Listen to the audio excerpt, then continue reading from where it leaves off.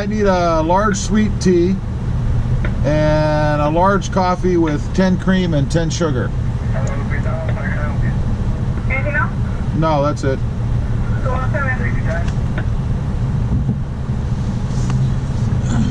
I'm not sure how much it's going to cost because all I heard was... Well, good afternoon, everybody. Back in the Tundra this morning. How y'all doing? Pretty good. Pretty good here, and welcome to the channel. Christa had a great suggestion for a video. Hadn't thought of it lately. But that is, how is the new dual exhaust, the TRD exhaust, and the cold air intake? And I thought, I really haven't talked much about it since I put it in, or had it put in. How it's doing, how I like it, was it worth it? How does it sound? So is there any difference, I guess? So we're gonna talk about that a little bit.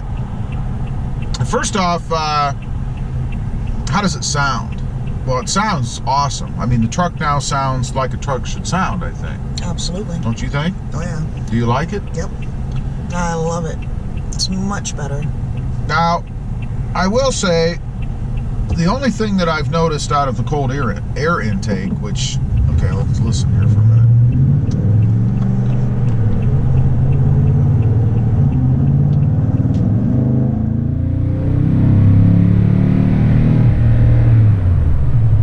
Hear it a little bit.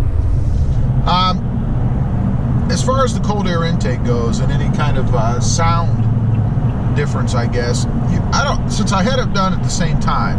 I mean, I had the cold air intake and the exhaust installed all at the same time, so I really can't differentiate how it would have sounded without one or the other, So the only thing I can hear out of the cold air intake is when you get on it, it starts to suck air. You can hear that.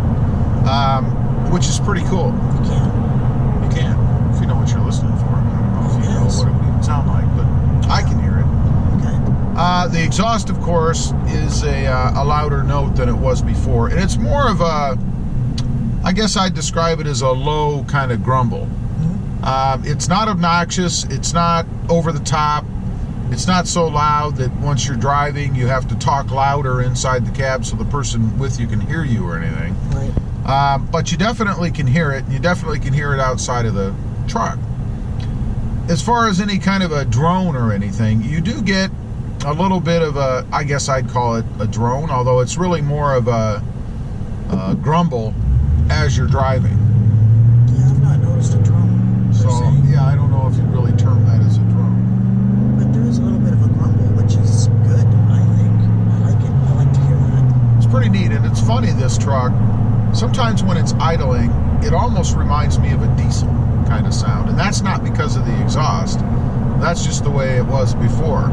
So, just happened to think of that. I don't know if any of you guys have experienced that, but it almost has a little bit of a diesel sound to it. Kind of strange. Interesting. Excuse me. But as far as power goes, now, I haven't noticed a huge power difference, but maybe just a little bit. And the times that I notice that most, I think, are when I'm turning a corner, coming out of the corner, like from a stop. It feels to me like it's a little more powerful then. I don't know from a takeoff, really. What do you think? You've driven it? I've noticed it from a takeoff. You think so? How so? I'll take you off of a red light. Turns green, you go. I feel it's got a little more oomph to it. That way. So, taking off from the line. Yeah, I think it's got a little more oomph to it. Are you one of those rabbit starters? Light turns green and needs Florida, need everybody around you? If I wasn't driving a truck, probably. I see. Driving a truck is a little different. You can floor it all you want, unless you have it in tow haul mode and have it all the other nannies turned off, then sure, but no. Well, that's good. Not in a truck. But I have still noticed a difference. To me, it seems to be a little bit quicker from a stop. And I will say so that's good. The sound that you get out of it is really only above probably and I'm talking about while you're cruising, is really only louder probably above 55 mile an hour. In other words, the little drone or continuing constant sound is when you're on the freeway, probably above 55 mile an hour. Like right now, we're in a 45 mile an hour zone. We're driving 45, and Can't hear anything. I really can't hear it at all. It sounds like it usually would. Yeah. Yeah. So you don't get any kind of a drone at low speed, I guess, is my point. So, which is nice. Well, I didn't know. I've not noticed a drone.